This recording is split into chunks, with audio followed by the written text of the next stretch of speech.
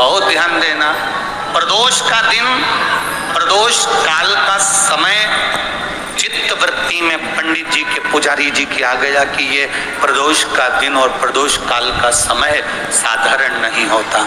हमने पहले भी अपनी कथाओं में वर्णन किया है मेरी माताओं से।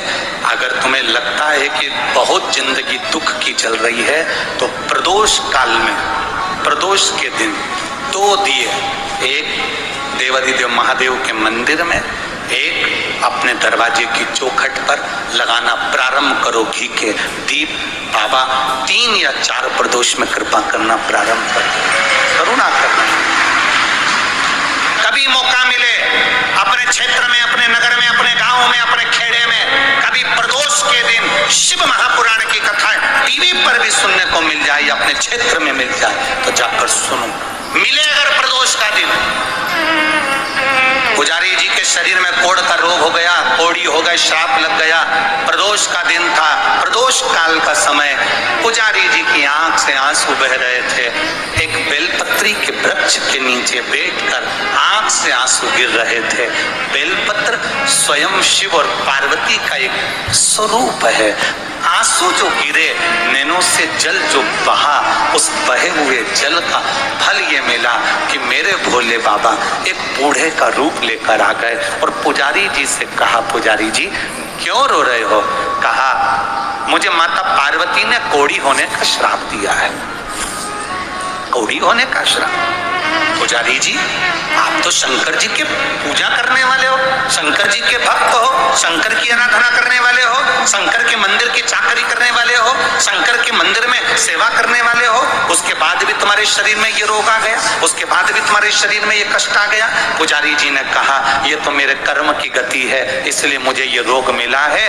तो बूढ़े का रूप रखे हुए महादेव ने कहा, पुजारी जी फिर घबराते क्यों हो? अगर रोग उसने दिया है तो मिटाने वाला भी वही होगा। शंकर की आराधना करना प्रारंभ करो। बूढ़े का रूप रखकर कर दिया।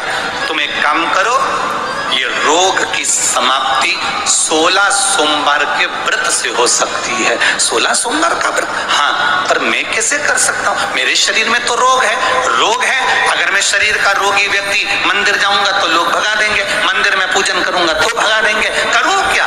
तुम पार्थिव शिवलिंग का निर्माण प्रदोष काल में, प्रदोष समय में उसको करिए और करने के बाद में प्रदोष काल में शाम के समय सोमवार के दिन दोपहर के तीसरे पहर में जब आप पूजन करो, प्रसाद बनाकर 3 हिस्से कर कर, 2 हिस्से का स्मरण कर कर, 1 हिस्से का स्मरण, एक मंदिर का, 1 हिस्सा भक्तों का, 1 हिस्सा तुम्हारा, ऐसा भाव वर्णन करते हुए अभिषेक पूजन करने के बाद उस शिवलिंग का विसर्जन करें।